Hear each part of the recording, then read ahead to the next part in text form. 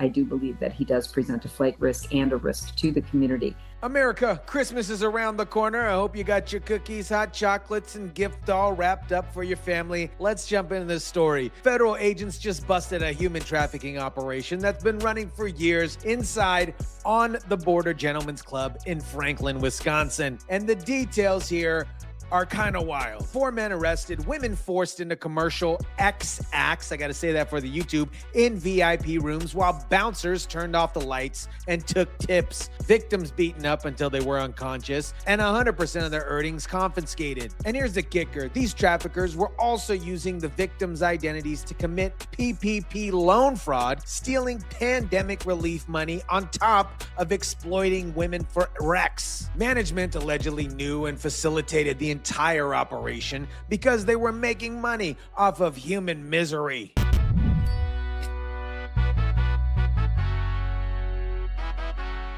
Now to our big story tonight at 10. 4 men with ties to a Franklin strip club are charged in connection to a human trafficking case. What is up, guys? Tyson DELACRUZ here. Thank you so much for rocking with me. Now, I know this isn't something new. This is more than likely happening in a lot of different places across the United States. Probably places like Vegas, California, Arizona, and places probably in the Midwest. But this case is particularly egregious because it operated for years inside a licensed business with management allegedly looking the other way. Let me break down how this trafficking operation worked inside On the Border Gentlemen's Club. Every time I hear that, I think about that song with T-Pain. I'm in love with a stripper. I'm in love with a stripper. This strip club was located on 10741 South and 27th Street in Franklin, Wisconsin. According to the criminal complaint, this wasn't just a strip club where some illegal activity happened on the side. This was a systematic trafficking operation where management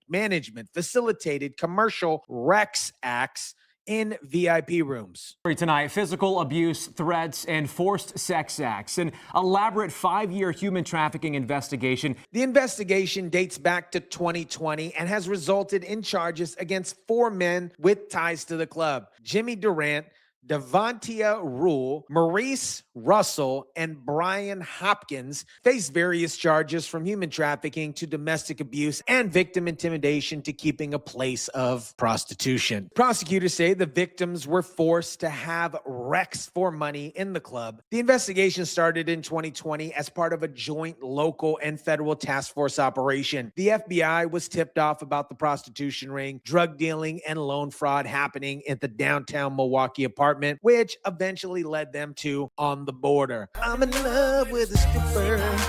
New tonight, a developing story involving a well-known adult entertainment club. It's at the center of a multi-year human trafficking investigation by the FBI and local law enforcement. Court filings say multiple Instagram messages discuss trafficking women and advertise them on websites. This wasn't some underground operation. These traffickers were openly discussing their criminal enterprise on social media, advertising the women on escort websites, and operating with the club's knowledge. The club's manager, 50-year-old Brian Hopkins from Oak Creek, is charged with keeping a place of prostitution. Prosecutors allege he accepted money to hire dancers, connected them to pimps, and allowed commercial wrecks to occur inside the club. Now let's talk about the 3 main traffickers charged in this case, because the details of how they were controlling their victims are absolutely insane. Jimmy L. Durant Jr., who goes by Fly or Flavio, is charged with multiple counts of human trafficking. In court Friday. This is concerning that this was going on. Jimmy Durant, Brian Hopkins, Dontavia Rule, and Maurice Russell,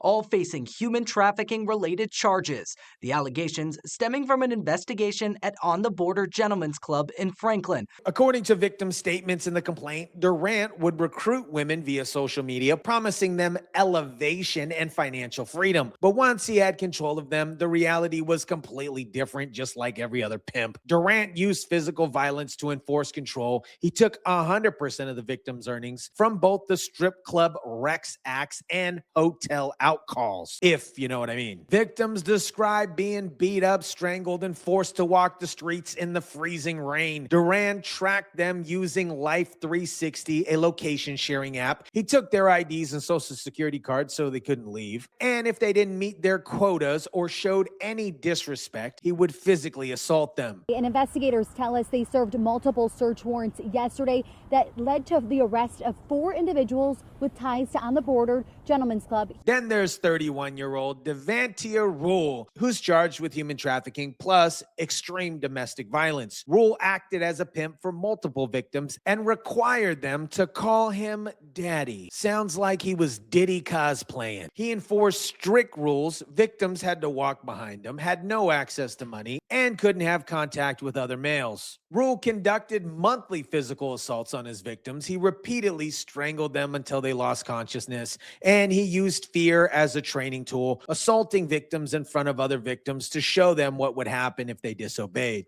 The search warrants led to the arrest of 31-year-old Jimmy Durant, 31-year-old Dantavia Rule, 31-year-old Maurice Russell, all from Milwaukee, and then 50-year-old Brian Hopkins from Oak Creek. The third trafficker is Maurice Russell, charged with receiving proceeds of human trafficking. Russell would date victims under false pretenses, then take all their income from dancing and Rex acts. He opened credit cards using victims' social security numbers and applied for fraudulent business loans in their name. Now, let me tell you how On the Border Strip Club facilitated this trafficking operation, because the details in the criminal complaint are pretty damning. According to a former employee who came forward in 2020, staff were benefiting from commercial rec acts in the club. In the 22-page complaint, prosecutors lay out what they say was each man's role. One victim told investigators that the Rex acts happened inside the VIP lounge. She said bouncers would turn down the lights when commercial Rex acts occurred. The bouncer would also take tips from these transactions. Think about what this means. This wasn't management turning a blind eye. This was active facilitation. Bouncers were creating an environment for trafficking by dimming the lights. They were profiting from it from taking tips, and they were protecting it by controlling access to the VIP rooms. Rule and Russell, the accused recruiters,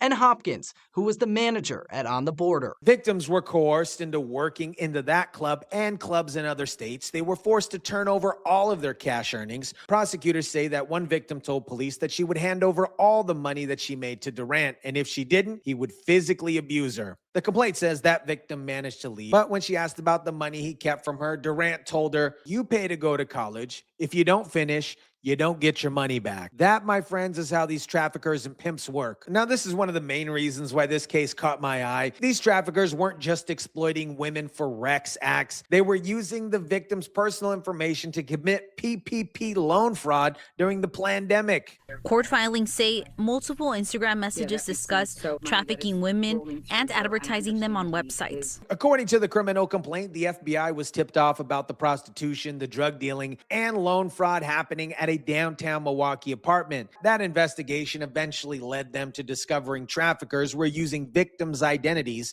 to apply for PPP loans. Victims' personal information was used without their consent to create fake businesses and apply for pandemic relief loans. The victims never received any money. The loan paperwork was tied to escort ad emails and the traffickers' residences. Multiple victims explicitly told investigators they never applied for PPP loans, and the businesses listed on the applications weren't real. This is identity theft on top of human trafficking. These traffickers were exploiting women for Rex acts, taking all of their earnings, then stealing their identity to defraud the federal government. The criminal complaint details systematic violence these traffickers used to control their victims. We're talking about some crazy Diddy stuff happening that I can't unfortunately say because this is YouTube. Some victims reported losing consciousness and thinking that they were going to die. This is how human trafficking works, guys. This isn't just about commercial Rex acts. It's about creating a system of total control through violence, intimidation, and isolation. These traffickers took the victims' IDs, tracked their locations, controlled all of their money, and used physical violence to enforce compliance. On Thursday, December 12th, the FBI arrested all 4 defendants, Jimmy, Devantia, Maurice, and David Hopkins. All appeared in courts Friday for their initial appearance. As this court is aware, these individuals were arrested yesterday morning. Jimmy Durant, Dantavia Rule, Maurice Russell and Brian Hopkins face various charges from human trafficking to domestic abuse and victim intimidation to keep a place of prostitution. A judge denied requests from 3 of the men's attorneys to dismiss the charges. The prosecutor argued that these individuals present a flight risk, which I think is true, and risk to the community. And given the nature of these charges, human trafficking, violent assault, beating, strangulation, identity theft, that, my friends, is the absolute right call. The investigation involved multiple agencies working together. The FBI led the effort as part of a joint local and federal task force operation. Franklin Police, Milwaukee Police, and federal prosecutors all collaborated to build the case over 5 years. And we reached out to the Gentlemen's Club. They declined comment. We also reached out to the Franklin mayor, but we are still waiting for a response. Each defendant faces serious charges. If and when convicted, they're looking at decades in federal prison. And with the evidence that the FBI has collected, victim testimony, electronic communication, financial records, and PPP loan fraud documentation, this case is pretty solid. America, 4 men just got arrested for running a human trafficking operation inside a licensed strip club in Franklin, Wisconsin. For years, women were forced in commercial Rex acts in VIP rooms while bouncers dimmed down the lights and took tips. Victims beaten up, strangled until they lost unconsciousness, and had 100% of their earnings confiscated. And these traffickers were also using the victims' identities to commit PPP loan fraud, stealing pandemic relief money on top of exploiting them. The club's manager allegedly accepted money to hire dancers, connected them with pimps, and allowed the entire operation to continue because apparently everybody was making money. The investigation took 5 years because the victims were too terrified to come forward while they were still under the traffickers' control. But here's what this case really exposes. Human trafficking doesn't just happen in dark alleys or sketchy motels. It happens inside licensed businesses where management is looking the other way because they're profiting from the exploitation. On the Border operated for years with the city's approval while women were being systematically abused inside. And as we know, this isn't unique to Franklin, Wisconsin. I'm sure things like this are happening across the country where strip clubs provide the perfect cover for these type of trafficking operations. The only question is how many more are operating right now? Let me know what you think about this. Drop it down in the comment section down below. Smash the like button if you kindly would. Share, subscribe, and as always, guys, I'll catch you on the next one.